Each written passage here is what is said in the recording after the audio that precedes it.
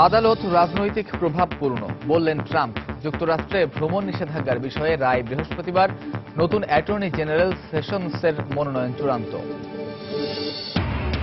সেনা নির্যাতনে মিয়ানমারে 1000-এর বেশি রোহিঙ্গা নিহত হয়ে থাকতে পারে ধারণা জাতিসংঘের। রাখাইনে সংখ্যালঘু মুসলমানদের ওপর নতুন করে দমন পীড়নের অভিযোগ। গাজায় ইসরায়েলি বিমান হামলায় 2 ফিলিস্তিনি নিহত। পশ্চিম তীরের অধিকৃত ভূখণ্ডে আরও 1000 বসতি নির্মাণের উদ্যোগ তেল আবিবের।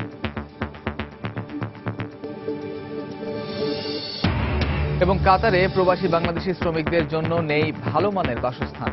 ভোগান্তি চরমে, কোম্পানির সঙ্গে শ্রমিকের কোনো চুক্তিপত্র না থাকায় অসহায় দূতাবাস।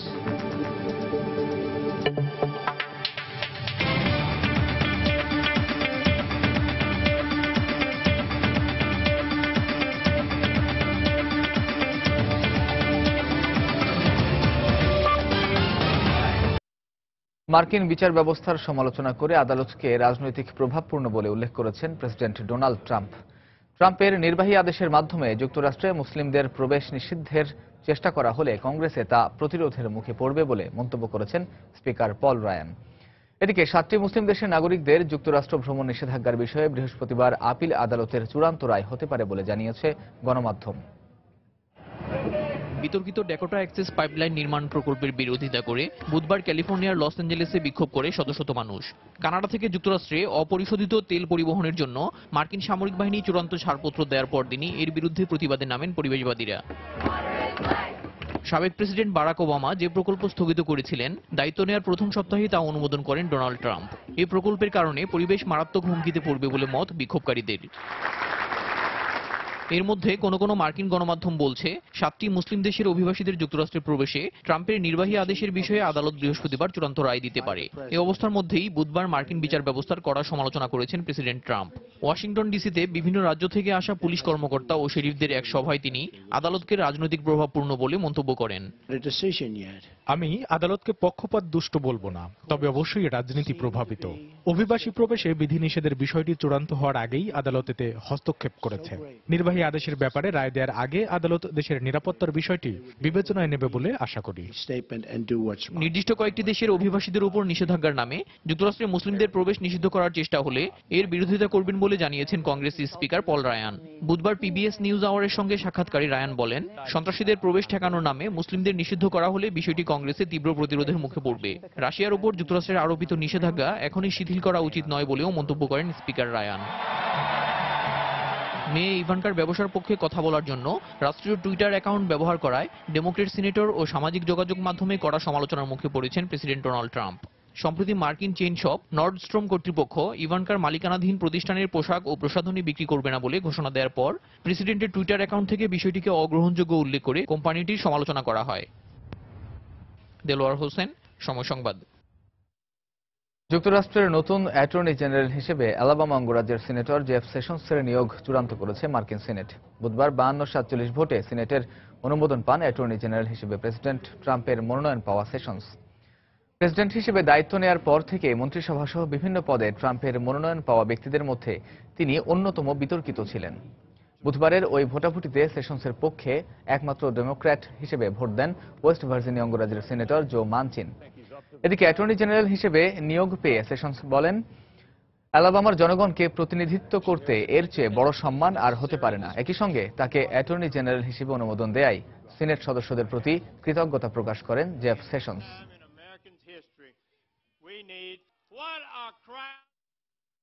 ব্রিটিশ পত্রিকা ডেইলি মেইলের বিরুদ্ধে 15 কোটি মার্কিন ডলারের মানহানির মামলা করেছেন মার্কিন first lady Melania Trump. New York রাজ্য আদালতে দায়ের করা ওই মামলা সম্পর্কে বুধবার মেলানিয়ার আইনজীবী জানান, গত বছরের আগস্টে ব্রিটিশ ট্যাবলয়েডটি মেলানিয়াকে সাবেক যৌনকর্মী হিসেবে উল্লেখ করে সংবাদ পরিবেশন করে। পরবর্তীতে সংবাদটি অনলাইন ভার্সন থেকে মুছে ফেললেও তা মেলানিয়ার ব্যক্তিগত ইমেজকে ক্ষতিগ্রস্ত করেছে বলে মামলায় অভিযোগ করা হয়। এর আগে ম্যারিল্যান্ডের এক ব্লগারের বিরুদ্ধে মেলানিয়ার করা মানহানির আরেকটি মামলা আদালতে নিষ্পত্তি হয়। সে মামলায় ওয়েবস্টার টার্পলি নামের ওই ব্লগার দুঃখ প্রকাশের পাশাপাশি কিছু ক্ষতিপূরণ দেয় বলে জানায় গণমাধ্যম।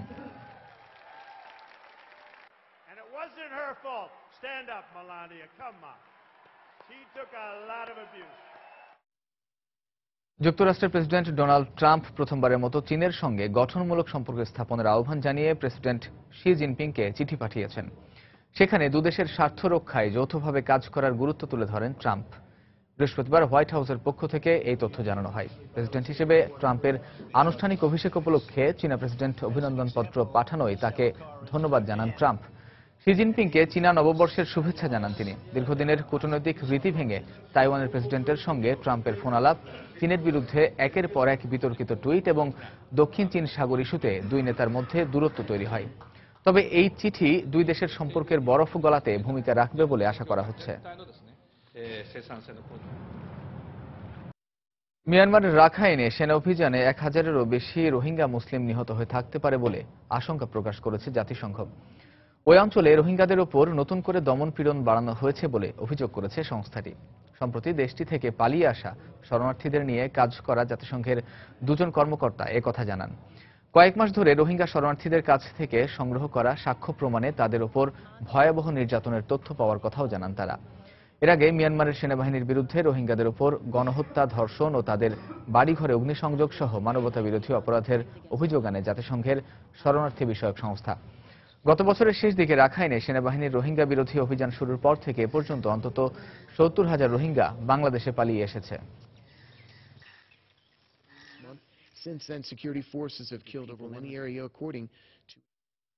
গাজা উপত্যকায় ইসরায়েলি বিমান হামলায় 2 ফিলিস্তিনি নিহত হয়েছে, আহত হয়েছে আরও 5 জন।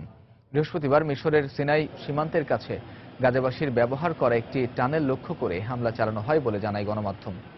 নিহতদের একজনের বয়স 24 ও অপরজনের 38। আহতদের মধ্যেও দুজনের অবস্থা আশঙ্কাজনক।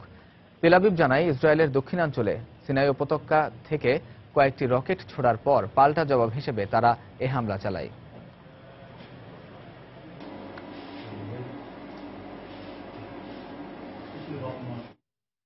অধিকৃত পশ্চিম তীরে নতুন করে 1000 বসতি নির্মাণের উদ্যোগ নিয়েছে ইসরায়েল। বুধবার দেশটির বেসামরিক প্রশাসনের পরিকল্পনা বিভাগ পশ্চিম তীরের বিভিন্ন জায়গায় 1162টি বসতি নির্মাণের অনুমোদন দেয়। ফিলিস্তিনি ভূখণ্ডে নির্মিত অবৈধ 4000 ইহুদি বসতিকে বৈধতা দিয়ে ইসরায়েলি পার্লামেন্টে বিল পাশের পরই নতুন করে বসতি নির্মাণের পরিকল্পনা হাতে নিল তেল আবিব। এই সিদ্ধান্তের তীব্র সমালোচনা করেছে ফিলিস্তিন।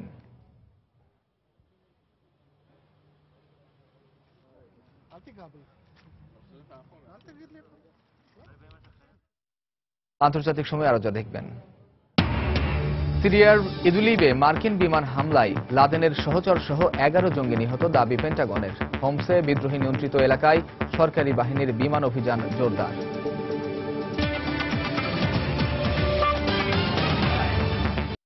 মাথাপিছু আয়ের হিসেবে বর্তমানে পৃথিবীর সবচেয়ে ধনী দেশ কাতার। দেশটিতে বিভিন্ন পেশায় কর্মরত রয়েছেন 3 লাখের মতো প্রবাসী বাংলাদেশি। কিন্তু বাংলাদেশি শ্রমিকদের বেশিরভাগের থাকার জায়গা নিম্নমানের। দূতাবাস বলছে, শ্রমিকদের সঙ্গে কোম্পানির চুক্তিপত্র না থাকায় কিছুই করতে পারছেন না তারা। কাতার প্রতিনিধি আনোয়ার হোসেন মামুনের তথ্য ও ছবি নিয়ে ডেস্ক রিপোর্ট। কাতারের রাজধানী দোহার বিভিন্ন জায়গায় দেখা মিলবে এমন রঙিন আলো আর উঁচু দালান কোঠার। দিন দিন ছাড়িয়ে যাচ্ছে আমেরিকা বা ইউরোপের মতো উন্নত দেশগুলোর ইমারতকেও। কিন্তু একেবারেই ভিন্ন পরিবেশে বসবাস করছেন দেশটিতে প্রবাসী বাংলাদেশিরা। দেখে বোঝার উপায় নেই এটি কোনো উন্নত দেশের বাসস্থান। নিম্নমানের পরিবেশ আর একসঙ্গে গাদাগাদি করে মানবেতর জীবনযাপন করছেন এসব বাংলাদেশি শ্রমিক। এই যে 11টা সিট বসেছে, 11টা সিটের মধ্যে 22 জন মানুষ থাকে। 22 জন মানুষ থাকে সিটটার মধ্যে কি কি জীবিতি লাগতেছে, থাকার পরিবেশ ভালো না। সকালে 4টা বাজে ধীরে যেতে হইতেছে, এসে রান্না বান্না করতে হইতেছে। কাতার সরকারও কোনো একটা ভূমিকা নেয় না, বাংলাদেশ সরকারও তো কোনো একটা ভূমিকা নেয় না। শ্রমিকদের সমস্যা নিয়ে কাজ করার মতো কোনো সংগঠন কাতারে গড়ে না ওঠায় হতাশ বাংলাদেশি কমিউনিটির নেতারা। কাতারে যারা বিভিন্ন সংগঠন সবাই মিলে বসে শ্রমিকদের কল্যাণের জন্য যাতে বাংলাদেশি কমিউনিটি সবাইকে নিয়ে সংগঠন গড়ে তুলে আমরা শ্রমিকদের উন্নয়নের কাজে সম্পৃক্ত হতে পারি।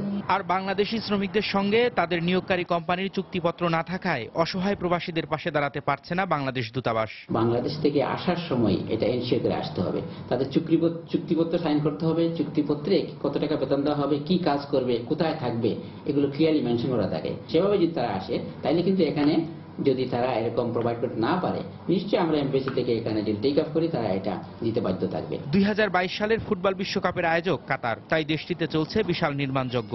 আর এজন্য আরো 2 লাখ বাংলাদেশি শ্রমিক কাতারে আসবে বলে জানিয়েছে বাংলাদেশ দূতাবাস। এই অবস্থায় প্রবাসী শ্রমিকদের দাবি, ন্যায্য পারিশ্রমিকের পাশাপাশি উন্নত বাসস্থানের ব্যবস্থা যেন হয়। সময় সংবাদ, দোহা, কাতার।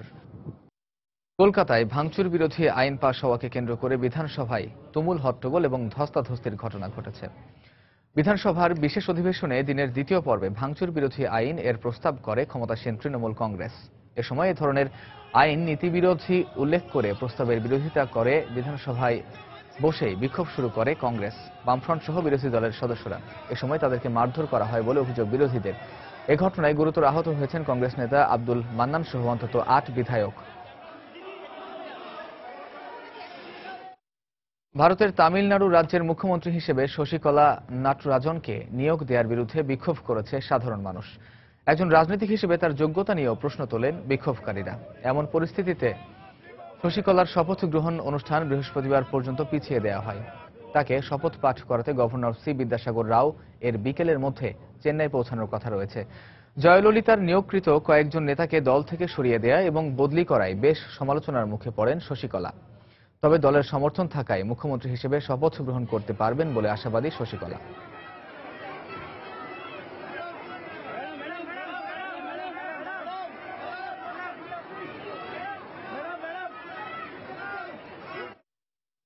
আন্তর্জাতিক সময়ে আরো যা দেখবেন।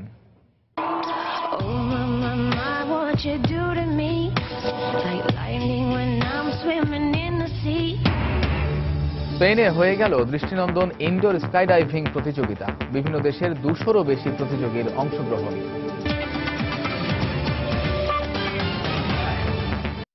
সিরিয়ায় উত্তর পশ্চিমাঞ্চলীয় ইদলিব শহরের কাছে মার্কিন বিমান হামলায় আল কায়দা নেতা ওসামা বিন লাদেনের ঘনিষ্ঠ সহচর সহ জঙ্গি গোষ্ঠীটির অন্তত 11 জন সদস্য নিহত হয়েছে বলে দাবি করেছে পেন্টাগন।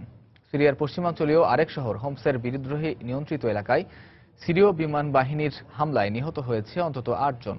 এদিকে প্রেসিডেন্ট বাশার আল আসাদ বলেছেন, সিরিয়া পরিস্থিতি ক্রমেই দামেস্ক এবং মস্কোর অনুকূলে চলে আসছে। বিদ্রোহীদের কাছ থেকে আলেপ্পো পুনর্দখলের পর থেকেই সিরিয়ার বিভিন্ন অঞ্চলে আইএস বিরোধী অভিযান জোরদার করে সিরীয় বাহিনী। এরই ধারাবাহিকতায় বুধবারও দেশটির উত্তর এবং উত্তর পশ্চিমাঞ্চলে আইএসের সঙ্গে সিরীয় সেনাদের তীব্র লড়াই চলে। একই সময়ে উত্তরাঞ্চলীয় আলবাব শহরে তুরস্কের আইএস বিরোধী অভিযানে অর্ধশতাধিক জঙ্গি নিহত হয় বলে দাবি করে আঙ্কারা। শহরটির আশপাশের বেশিরভাগ এলাকায় এরই মধ্যে আইএস মুক্ত করা হয়েছে বলে দাবি করেছেন তুর্কি প্রধানমন্ত্রী বিনালি ইলদিরিম। আমাদের সেনারা আলবাব শহরের দক্ষিণ থেকে উত্তরের দিকে অগ্রসর হচ্ছে।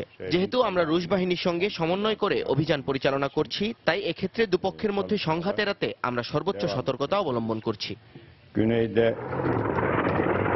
আলবাব ছাড়াও এদিন পশ্চিমাঞ্চলীয় হোমস শহরে বিমান হামলা চালায় সিরীয় বাহিনী। পর্যবেক্ষণ সংস্থা জানায়, বিদ্রোহী নিয়ন্ত্রিত আল ওয়ায়ের এলাকায় ওই বিমান হামলায় বেশ কয়েকজন হতাহত হয়।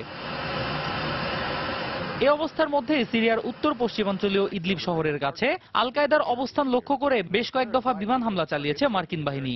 বুধবার এক বিবৃতিতে পেন্টাগন দাবি করে, গত 3রা এবং 4 ফেব্রুয়ারি চালানো ওই বিমান হামলায় আল কায়দার সাবেক নেতা ওসামা বিন লাদেনের ঘনিষ্ঠ সহচর হিসেবে পরিচিত আবু হানি আল মাসরি সহ জঙ্গি গোষ্ঠীর অন্তত 11 সদস্য নিহত হয়েছে। এর মধ্যে সিরিয়ার প্রেসিডেন্ট বাশার আল আসাদ বলেছেন, প্রত্যাশা মতোই সিরিয়া পরিস্থিতির উন্নতি হচ্ছে এবং রাশিয়ার সহায়তায় তা আস্তে আস্তে দামেস্কের অনুকূলে আসছে। অন্যয় কর্মকার, সময় সংবাদ। বন্দুকধারীদের গুলিতে 6 কর্মী নিহত হওয়ার পর আফগানিস্তানে ত্রাণ কার্যক্রম সীমিত করেছে আন্তর্জাতিক দাতব্য সংস্থা রেড ক্রস। বুধবার আফগানিস্তানের উত্তরাঞ্চলীয় জৌজান প্রদেশে বন্দুকধারীদের হামলার পর বৃহস্পতিবার সংস্থাটির পক্ষ থেকে ঘোষণা দেয়া হয়। প্রদেশের গভর্নরের বরাতে বিবিসি জানায়, সম্প্রতি তুষার ধসে ক্ষতিগ্রস্ত এলাকাগুলোতে রেড ক্রসের কর্মীরা ত্রাণ নিয়ে যাওয়ার সময় কয়েকজন বন্দুকধারী কুশটেপা এলাকায় তাদের উপর হামলা চালিয়ে গুলি করে হত্যা করে। এ ঘটনায় সংস্থাটির আরও 2 জন ত্রাণকর্মী নিখোঁজ রয়েছেন। হামলার জন্য আইএস জঙ্গিদের সন্দেহ করা হলেও সুস্পষ্টভাবে কিছু জানানো হয়নি। ইউরোপীয় ইউনিয়ন থেকে বের হয়ে যাওয়ার প্রক্রিয়া শুরু করতে ব্রেক্সিট বিলের অনুমোদন দিয়েছে ব্রিটিশ পার্লামেন্ট। বুধবার হাউস অব কমন্সে 616 জন এমপির মধ্যে খসড়া বিলটির পক্ষে ভোট দেন 494 জন এবং বিপক্ষে ভোট পড়ে 122টি।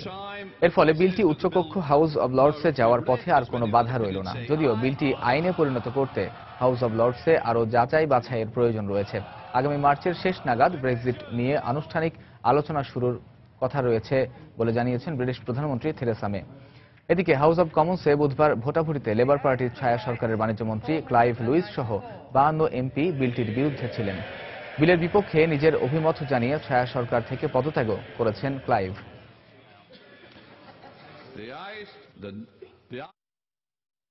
ফিলিপিন্সের ম্যানিলায় একটি জনবহুল বস্তিতে ভয়াবহ অগ্নিকাণ্ডে 15,000 মানুষ আশ্রয়হীন হয়ে পড়েছে। প্যারোলা কম্পাউন্ড এলাকায় ওই বস্তিটির কোনো একটি ঘর থেকে আগুনের সূত্রপাত বলে ধারণা করা হচ্ছে। আগুন লাগার পর মুহূর্তেই এর লেলিহান শিখা ছড়িয়ে পড়ে। কয়েকশো দমকল কর্মীর 10 ঘণ্টা চেষ্টায় আগুন নিয়ন্ত্রণে আসে বলে জানায় কর্তৃপক্ষ। এ ঘটনায় প্রাণহানির কোনো খবর পাওয়া যায়নি, তবে 7 জন আহত হয়েছেন বলে জানা গেছে। পুড়ে যাওয়া বস্তিটির কিছু মানুষের জন্য কর্তৃপক্ষ সাময়িকভাবে আশ্রয়ের ব্যবস্থা করলেও প্রায় 750 পরিবার খোলা আকাশের নিচে অবস্থান করছেন।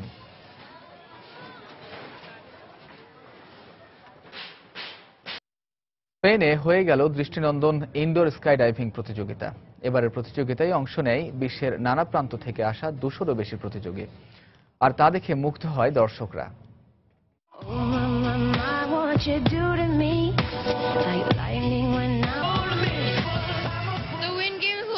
স্কাই ডাইভিং চমৎকার খেলা, আমি খুব মজা পেয়েছি। এবার সব দলই অনেক ভালো খেলেছে।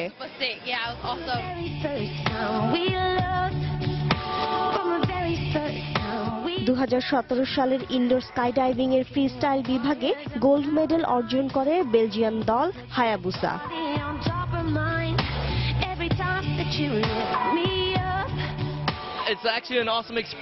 এটি সত্যি দারুণ একটি অভিজ্ঞতা। পুরস্কার জিতে আমরা খুবই খুশি, আমরা অনেক আনন্দিত।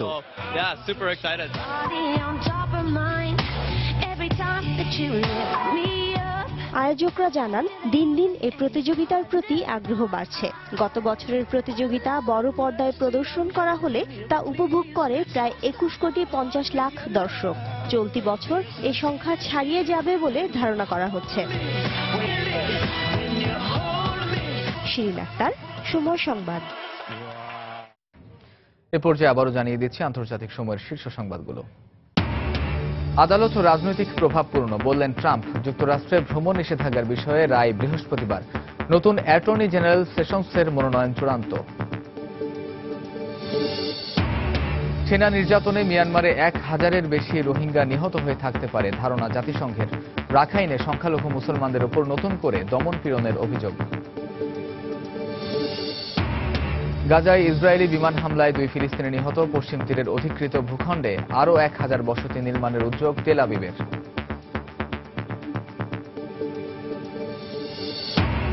এবং কাতারে প্রবাসী বাংলাদেশি শ্রমিকদের জন্য নেই ভালো মানের বাসস্থান। ভোগান্তি চরমে, কোম্পানির সঙ্গে শ্রমিকের কোনো চুক্তিপত্র না থাকায় অসহায় দূতাবাস।